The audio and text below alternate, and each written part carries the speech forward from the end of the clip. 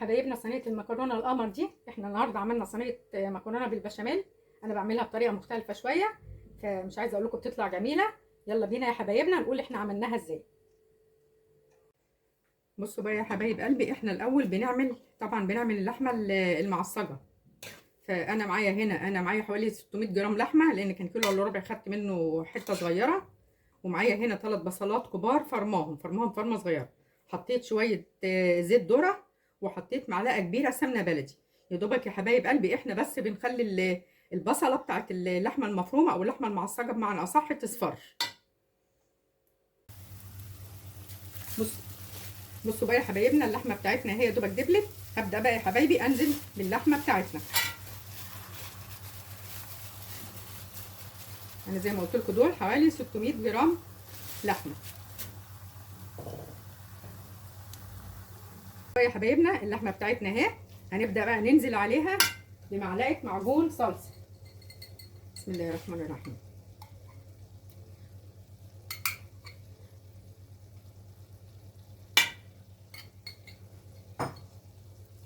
وهنزل يا حبايب قلبي، ما تكتروش الكمون، هنزل بمعلقه كمون صغيره.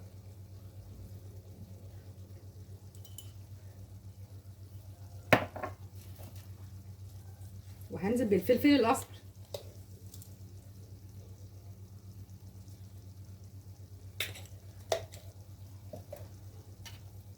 وننزل يا حبايب قلبي بشره جوز الطيبه.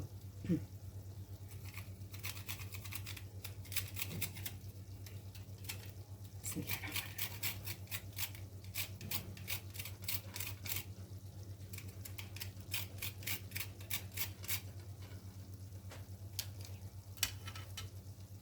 وهنزل بالملح يا حبايبي.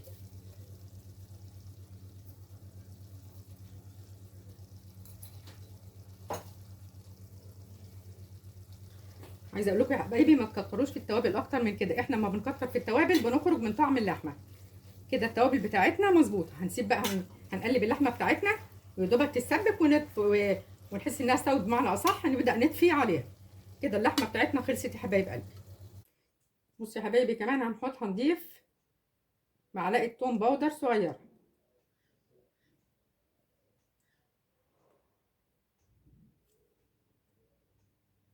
بصوا بقى هنا دلوقتي احنا هنعمل البشاميل.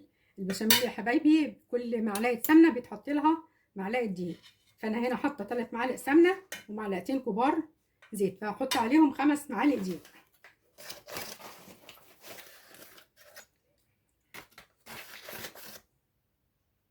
بصوا بقى انا حطيت هنا 5 معالق كبار هرميين دقيق.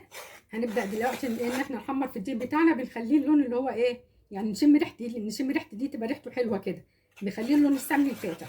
فاحنا دلوقتي هنحمر فيه كده، بس خلي بالكم ما يتحرقش مننا. بصوا يا حبايبنا الدقيق بتاعنا كده اهو بقى، طلعت ريحته كده، بقت الريحه بتاعته جميله وزي ما شايفين كده لونه.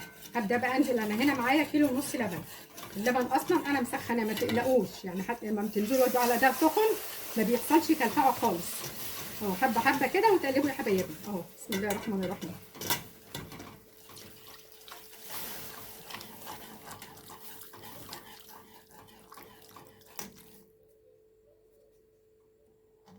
بنقلب بقى كده فيه يا حبايبنا. لو لقينا البشاميل بقى طبعا بتاعنا تقيل ولا حاجه، انا بزود مرقه. عايزين تزودوا مكعب مرقه براحتكم، يكون انا متعوده دايما بحب ازود مرقه. بصوا يا حبايبنا انا نزلت هنا بحوالي كوبايتين مرقه.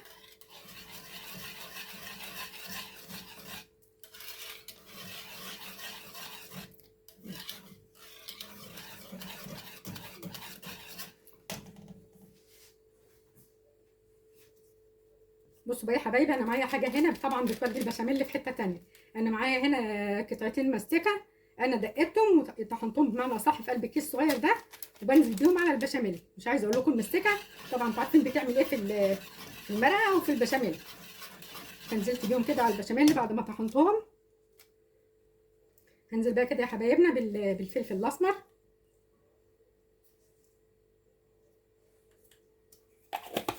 وهنزل بالملح. انا ما بحطش اكتر من كده، ما بحطش غير المستكه وملح وفلفل اسمر بس.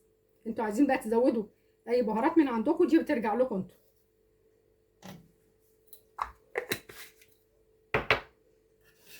لو لقيتوا يا حبايبنا البشاميل بتاعكم خفيف بتزودوه معلقه دقيق، لو تقيل تقيل بتنزلوا بشويه لبن صغيرين. يكون احنا الحمد لله البشاميل بتاعنا هو لا طالع لا خفيف ولا تقيل اهو زي ما انتم شايفين كده. طبعا انا بفضل فيه بالمضرب، ما يكون المعلقه دي بستعملها في الاخر. بصوا يا حبايبي كده البشاميل بتاعنا اهو اللي استوى. في اللي بيحبه تقيل وفي اللي بيحبه خفيف، دي حاجه ترجع لكم انتوا، بس انا دايما بحبه في الوسط زي ما شايفين كده. البشاميل بتاعنا اهو. هبدا بقى ده انا هحط الميه على النار. احنا ما بنسويش المكرونه غير وقت ما بنكون نحطها في الصينيه على طول، يعني بيكون احسن، يعني ما تسويهاش وتركنوها. فانا دلوقتي الميه على النار اهو، هنزل بالمكرونه. بنحط في الميه بس يا حبايبنا وهي بتغلي معلقه الملح، ما تحطوش زيت عشان البشاميل ما يفصلش من المكرونه. بصوا يا حبايبي انا سقطت المكرونه اهي بعد ما الميه غليت. المكرونه بالظبط بعد ما الميه بتغلي يا حبايبنا بنسيبها حوالي 8 دقائق. احنا عايزين المكرونه بتاعتنا تبقى سوا تقريبا في حدود 60%، يعني ما تستواش سوا جامد يعني، او طبعا نص سوا كمان. عايزين المكرونه بتاعتنا ما تتعجنش بتاعتنا ولا تتكسر. هنسيبها بقى كده حوالي 8 دقائق وهنشوف، وممكن يكون اقل. المهم ان احنا هنطلعها تقريبا نص سوا يا حبايبي. بصوا بقى كده يا حبايبي، انا دلوقتي دي حاجه اختياريه بالنسبه ليكم. انا بحب احط على البشاميل نفسه بيض، فانا دايما بكسر بيضتين كده وبحطهم. بسم الله الرحمن الرحيم.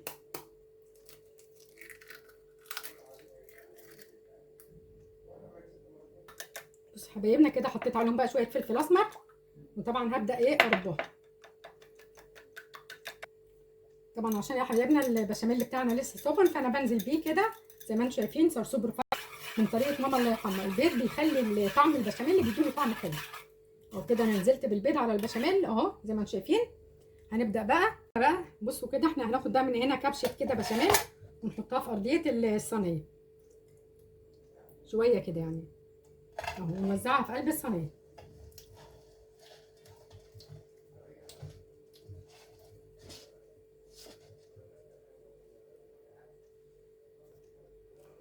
بصوا يا حبايبنا المكرونه بتاعتنا عامله ازاي، شايفينها؟ المكرونه بتاعتنا ما تبقاش معجنه زي ما قلت لكم، بتطلع تلتين سوا زي ما انتم شايفينها كده يا حبايبي. هنزل بقى عليها بنص البشاميل. بسم الله الرحمن الرحيم.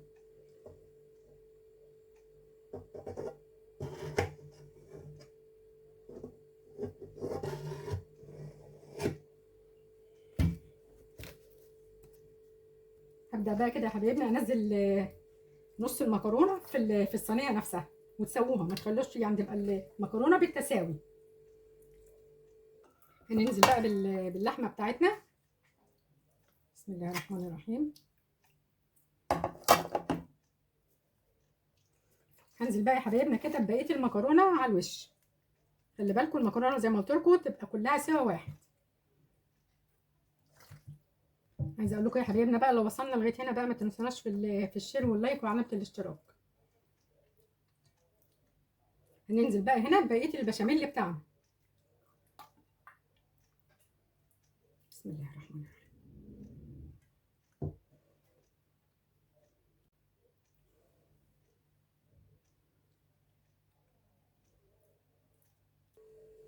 بصوا بقى انا بعمل لها بعد كده بحط قشطه عليها بالوش، يعني بكسر بيضه مع شويه قشطه وبحطهم على الوش. مش عايزه اقول لكم دول بيخلوا صينيه المكرونه في حته تانية.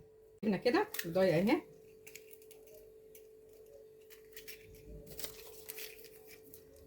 وهحط عليها الاول شويه فلفل اسمر،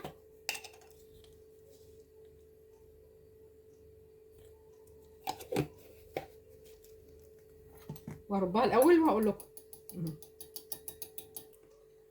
شوفوا بقى انا هنا بضيف على البيضه بتاعتنا زي ما انتم شايفين كده يا حبايبنا اهي.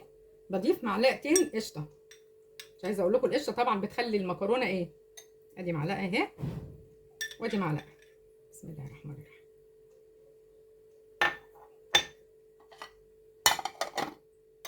وهنقلبهم بقى يا حبايبنا برضو.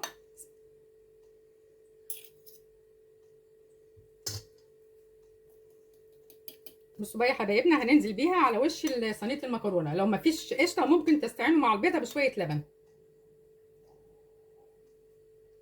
مش عايزه اقول لكم والله بتخلي المكرونه طعمها جميل، البيضه مع القشطه. حبايبي انا وزعت البيضه مع القشطه. لو مش متوفر عندكم قشطه ممكن تحطوا بيض مع لبن قصدي مع البيضه. مش عايزه اقول لكم والله يا حبايبنا، اولادي دايما بيقولوا لي يا ماما المكرونه بتاعتك والمحشي يعني ما يتقارنش بمكرونه بره ولا حاجه بره خالص. يعني دايما يقولوا لي يا ماما المكرونه والمحشي خطيره اللي احنا بناكلها عندك. ادي كده يا حبايبي اهو، انا حطيت البيض والقشطه على وش الصينيه زي ما انتم شايفين كده اهو، وزعتهم. هبدا بقى احطهم في الفرن على، طبعا انا مسخنه الفرن من قبليها، بكون معليه الفرن يعني على درجه حراره 200. هندخلها الفرن ولما تطلع هوريها لكم. عايزه اقول لكم لو انتوا يعني مثلا بعد بحوالي كده نص ساعه ولا حاجه، او تقدروا تولعوا لها بقى الشوايه من فوق، تاخد وش حلو كده من فوق. عايزه اقول لكم يا حبايبي كمان انا بحطها على الشبكه على الرف اللي في النص. يعني بحطها هنا على الشبكه على الرف اللي في النص حوالي نص ساعه كده، وبقوم مشغله لها الشوايه من فوق، بتطلع زي الفل. يا حبايبنا بقى صينيه المكرونه بتاعتنا بعد ما خرجت، مش عايزه اقول لكم انا ما شغلتلهاش الشوايه. طبعا انا عشان حاطه لها قشطه وبيض فاحمرت اصلا. بصوا طلع زي مش شايفين زي الفل. تبرد بس شويه يا حبايبي وهقطع لهم منها. دي يا حبايبنا المكرونه بتاعتنا اهي، هي برده لسه سخنه بس انا قلت برده اقطعها عشانكم اهي. هنطلع قطعه. بسم الله الرحمن الرحيم. معلش الصينيه سخنه نار.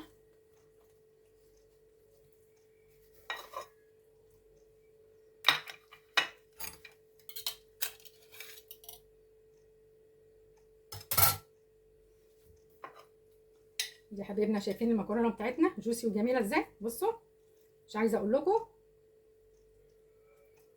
الطعم بتاعها خطير. عايزه اقول لكم بقى يا حبايبنا، لو وصلنا بقى لغايه هنا ما تنسونوش بقى في الشير واللايك وعلامه الاشتراك. اترككم في رعايه الله، والسلام عليكم ورحمه الله وبركاته.